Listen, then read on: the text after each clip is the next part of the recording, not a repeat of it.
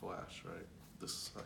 Yeah, just Or do you want me to look at you? So, because I did an interview with Michael Bittner. He's a media guy. uh-huh.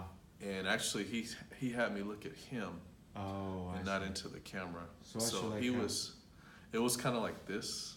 So I should have it on an angle like this. I mean, it's up to you, but it was interesting, and it's a little less intimidating than looking into a I think camera. that's fine. Especially because he had lights and everything, so it was like, Yeah, it's more professional.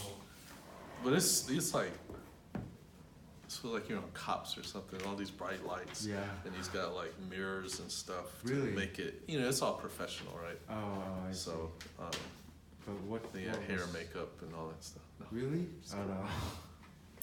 That wasn't.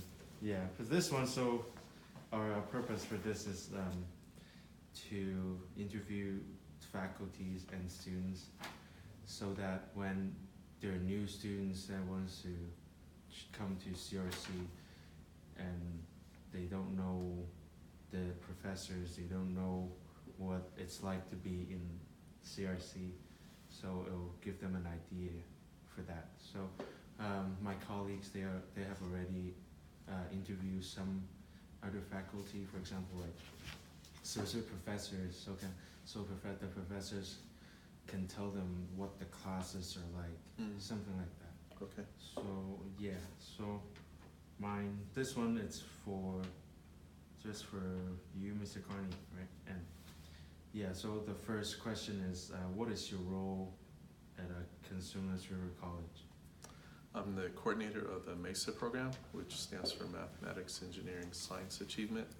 And it's a program that provides services for underrepresented students in math-based majors. And our goal is to have the students transfer, get their bachelor's degrees in their STEM majors. Oh, okay. That was really good. Okay, because I actually have no experience doing this. That's okay. But it is recording, right? It is Okay. recording. Okay, yeah. So you talked about just try to get underrepresented students to get into the STEM major, help them. But so one question I have is, how do you encourage students to join STEM? Like, how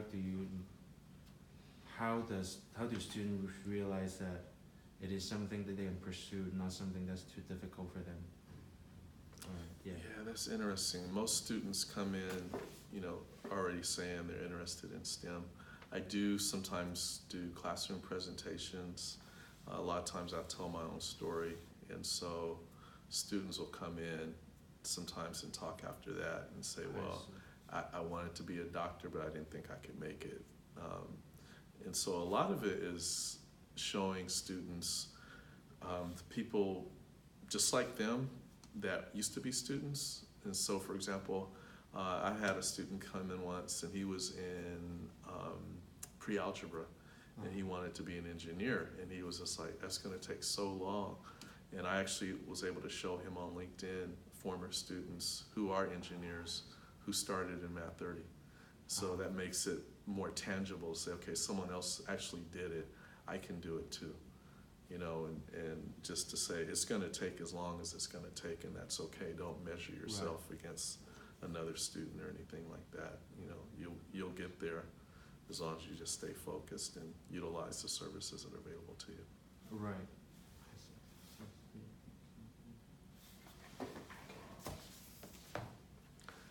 If I can add, there are some assessments that students can take in high school, probably even middle school, that would tell them if they have what's called a STEM aptitude, right? Because typically what we do, if you're good in math, we kind of push you into STEM, right?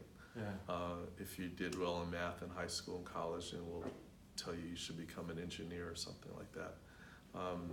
And just because you're good in math and science doesn't mean you want to major in STEM. So what the STEM aptitude does is it uses these tools to say, it seems like you have an interest in STEM, and then to promote that interest, to be able to tell students, okay, because of that interest, you're gonna wanna do well in your math and science courses. So in high school, you're gonna wanna continue taking math and things like that, not just stop at the minimum requirements. And so that's a different model than seeing if students are good in math first, right? Of saying you want to do well in your math classes and your science classes because you're laying an important foundation for STEM. You have the aptitude, you have the desire. Right. So now you just need to understand how important these classes are. Oh, I see. Okay, that's very true. It's more of having the interest so that it pushes you to do pursue it instead. Yeah, I mean, if you have a strong enough interest in something, you'll tend to do what it takes to get there. Yeah. I agree. So, okay.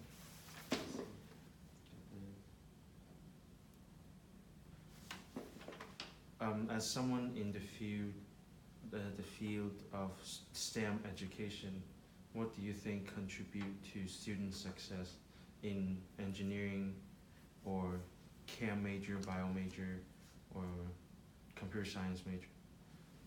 I think regardless of which fields of STEM students are interested in, Right. partnerships are really important. Partnership. Being resourceful. So a lot of times students come out of high school, I know I did, not necessarily looking at their teachers as partners. They almost sometimes look at their teachers as adversaries, especially if they don't get the grade they want. Yeah. You hear a lot, if students don't do well, they'll complain about their professor.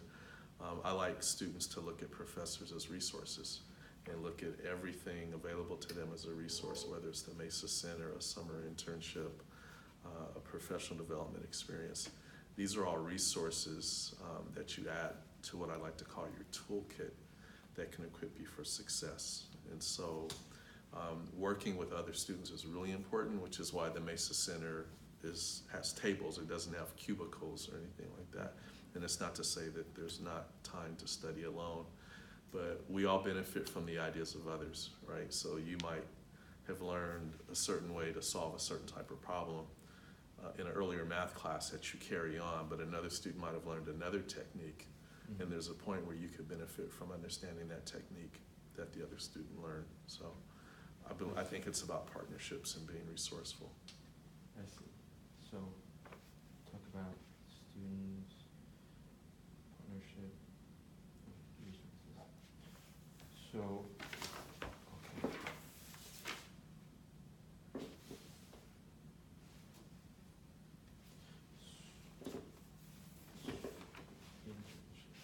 So, we mentioned internship or PDP.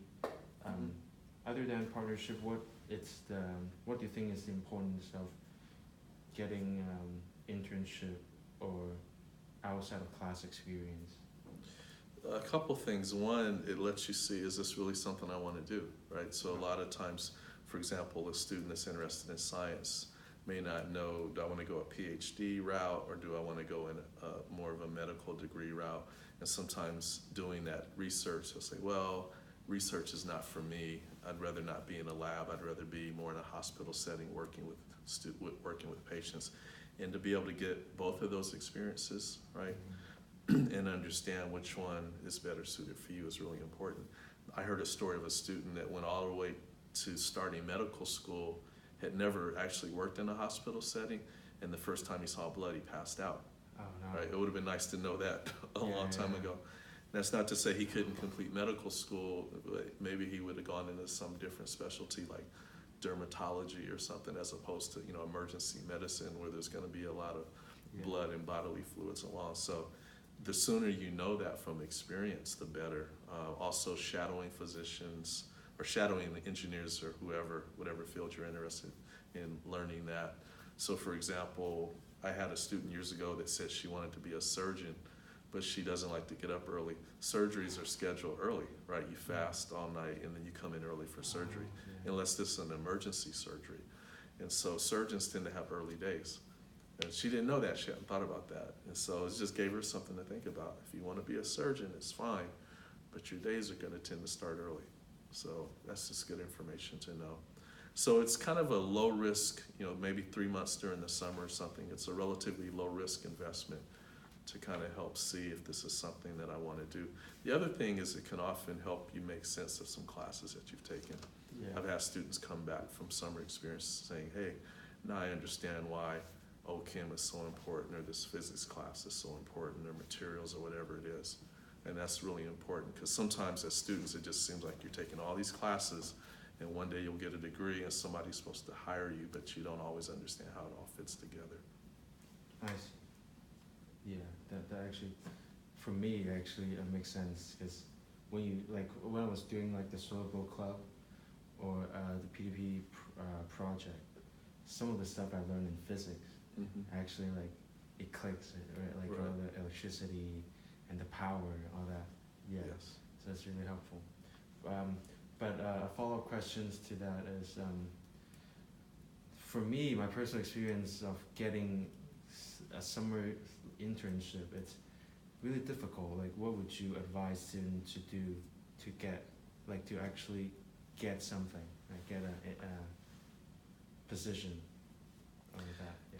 You know, when you see a summer internship, particularly if it's at a prestigious company, you know, Google or something, or a prestigious university, you know, UCLA or something like that, it can be intimidating on the surface. And I think sometimes for community college students, they carry that because they have friends that are at UCLA that went out of high school, right? And sometimes they compare themselves in a negative light to those students. I don't agree with that comparison, but that's a reality a lot of our students have.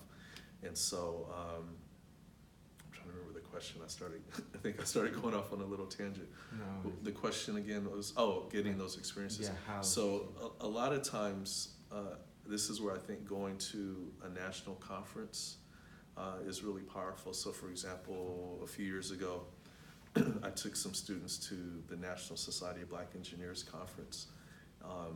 It was kind of a overwhelming experience in some sense. There were several thousand people there from all over the country, even though outside the country. So that in and of itself can be intimidating. But one of the things that was powerful when you sit down next to somebody at lunch, because they have career fairs there, that says, hey, I just got an internship. We had a student that actually got 4 internship offers at the conference. So that inspires other students to say, okay, I can do that. If you went up and talked to Northrop Grumman, I can go talk to Northrop Grumman.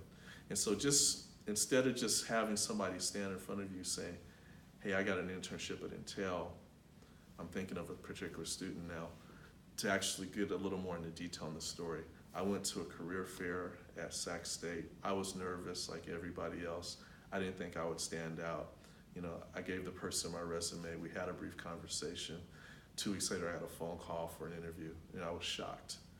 And then going back and asking that person, why did you interview me? Why did you decide? I know you talked to a lot of students. And then taking that as a learning experience to say, I enjoyed our conversation. That was basically it. I really enjoyed our conversation. Your personality made me think you might be somebody that would fit in with the culture here at Intel. And that's why I wanted to follow up with you in an interview. As we're doing your research is important. What's the culture like at this company versus that company, this setting versus that setting? Because ultimately what you want is something that's a good fit for you. And there's a lot of resources, I think, that allow students to do that. That's why, for example, in the MESA class, I have people that come in, and more often than not, I bring in former students that were students. I think when you have someone that says, hey, I work at Google, I used to be a CRC student, that carries more weight than somebody that says, I used to work at Google, but you know, I didn't go to community college, I just went straight to Stanford, you know, I'm all that. And so having people that are doing what our students want to do, that were here at one point, I think makes it much more tangible. So it gives them the confidence to pursue, even though we're not from the same starting point. Yeah, the confidence, and then the practical steps. You know, how do I go about doing that? Like I said, maybe you really invest in going to a big professional national conference, or something like that. Or don't, you know, if Sac State or UC Davis has a career fair, you know, this is how you should dress, right? So be professional, be clean shaven and all that. Have what we call your elevator speech together. So for example, a lot of the university MESA programs do that. They have students in a setting not much different than this, where you're asking them mock interview questions, and they Yeah. get to see how they look when they're responding to questions. And so they start to learn, okay, maybe I need to speak a little more slowly and articulate more, or not be as long-winded with my questions or something like that. So you have those things practiced and rehearsed, so when you get into those environments, you're kind of ready to go. And I think that's what school is about in a lot of ways. This is kind of like a rehearsal. Yeah. And when you get out there in the industry or whatever, it's kind of more of the real thing. But, you know, the more you rehearse, the more you're ready for that. Yeah, I agree with that. Sometimes even at like classes that are really heavy workload, it's not even just, sometimes people complain about, oh, the knowledge in this class is not gonna be even, like it's not even gonna be applied to most of this work situation, but that heavy workload is gonna simulate how it's gonna be like at a work environment, right? Hello. Yeah, and a lot of that mindset about, am I gonna use this, what I'm learning in this class? I've had this conversation with my son. He's studying mechanical engineering, and I have to say, look, it's not so much about what you learn in any particular class, it's about the overall learning process. So for 4 or 5 or however many years it's gonna take you to get your degree, professors are gonna be throwing all kind of stuff at you, a lot of stuff you haven't seen before, right? So you have to learn to be resourceful and creative to be able to solve those things. And as I told my son, that's ultimately what you're gonna be hired for, right?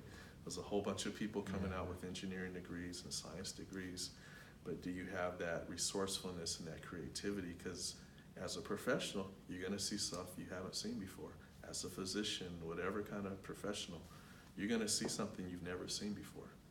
You know, do you let that frustrate you, or do you use that to motivate you to be more resourceful, to be more creative and things like that?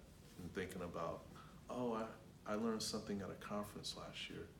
I'm gonna follow up on that, because maybe this is something that I can use to solve this problem or to help this patient. It's the same thing when you're in a internship sometime. Right. Oh, you know, I remember we talked about this in physics last semester. Let me go back and look at my book, or let me talk to some of my classmates. This might be something, I might be onto something with this. At the time when you're studying it, you don't know, right? It's like, why are we doing this? But again, you take it all in, and at some point later, you'll find you're often able to apply it. Okay. That's really good. Let's see, we have 17 minutes. Actually, I have some questions we can try to, like, I will ask, but Sure. I'm not sure.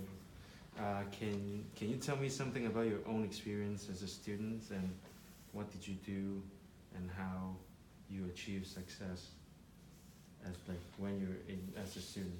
Yeah, a lot of things come to mind. Yeah.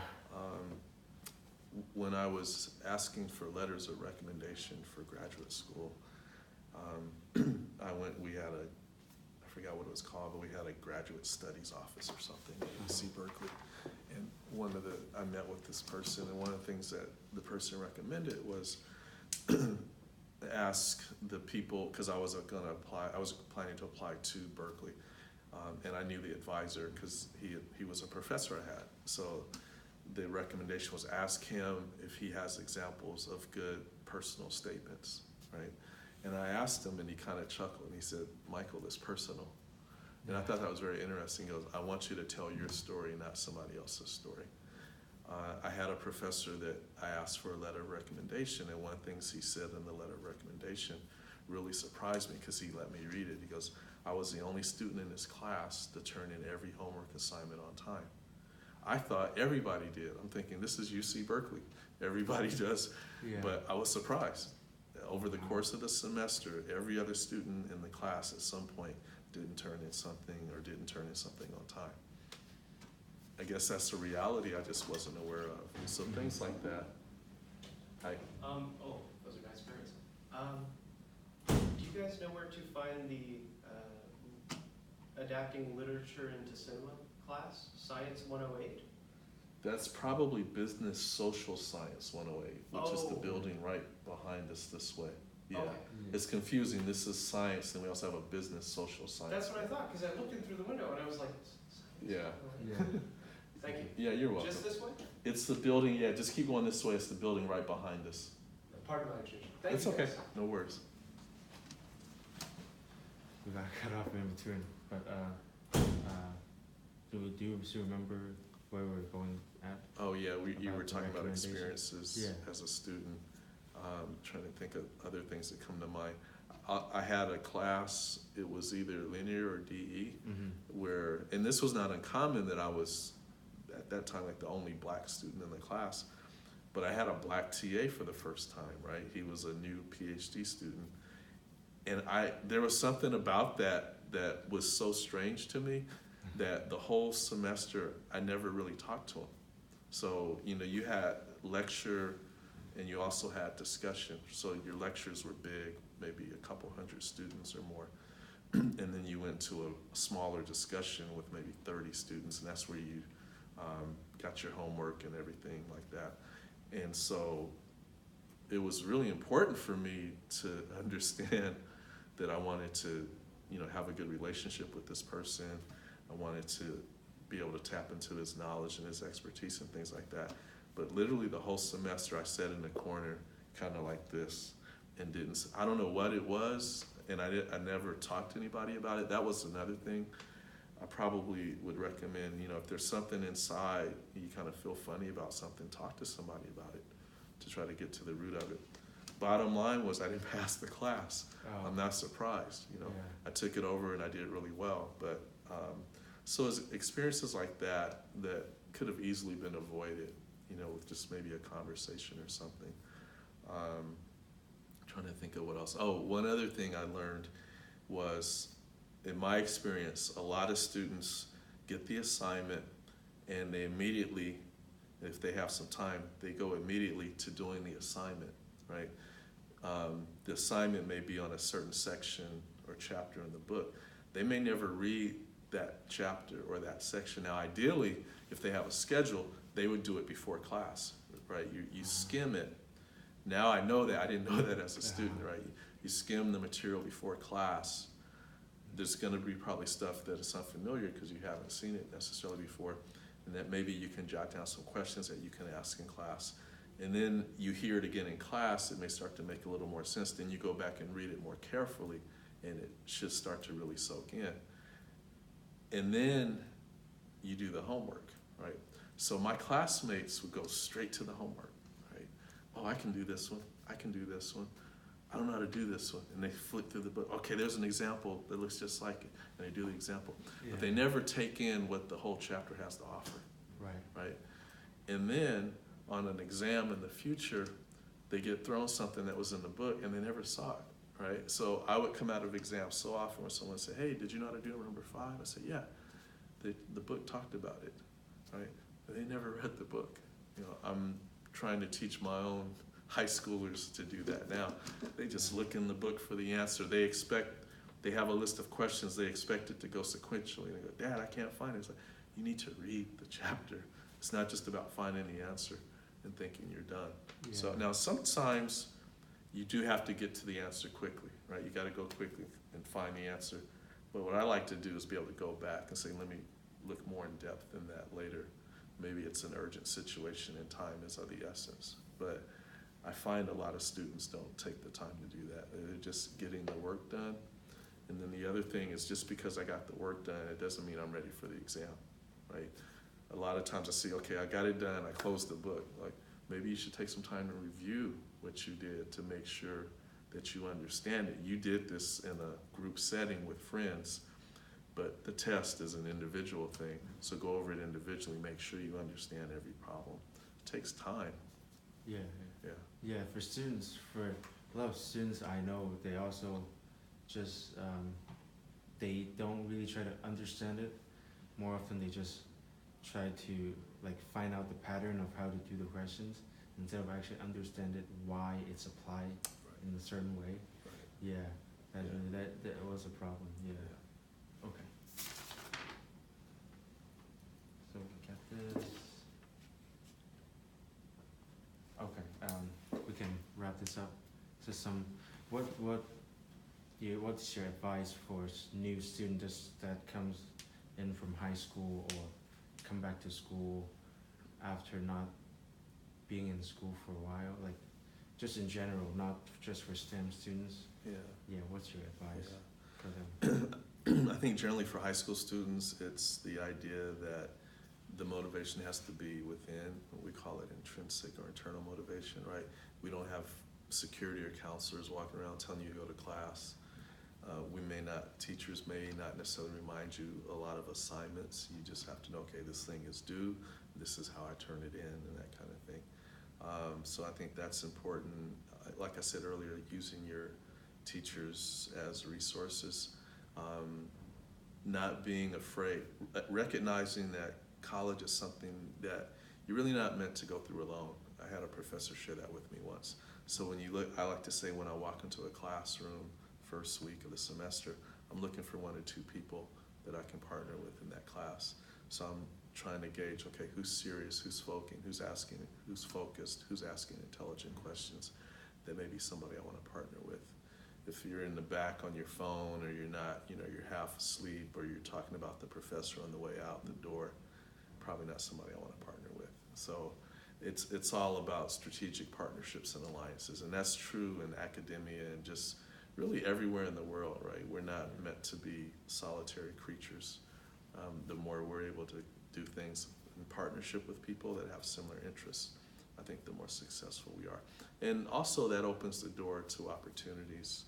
When somebody got an internship that knows you well and says, hey, I'd be happy to tell my supervisor about you because I think you'd be a great intern here as well. Those type of things go a long way. Could be a professor or anything like that, a counselor. Okay, thank you, Mr. Carney. You're welcome. Thank you for this. Enjoyed it. Thank you for your time. I think we get enough footage, and yeah, I will show you when we're done with Okay. putting it on. I think we have a YouTube channel, but I'm not sure. I'm not in charge of that. But yeah, thank you so much. You're welcome. Hopefully my makeup didn't run. It looks fine.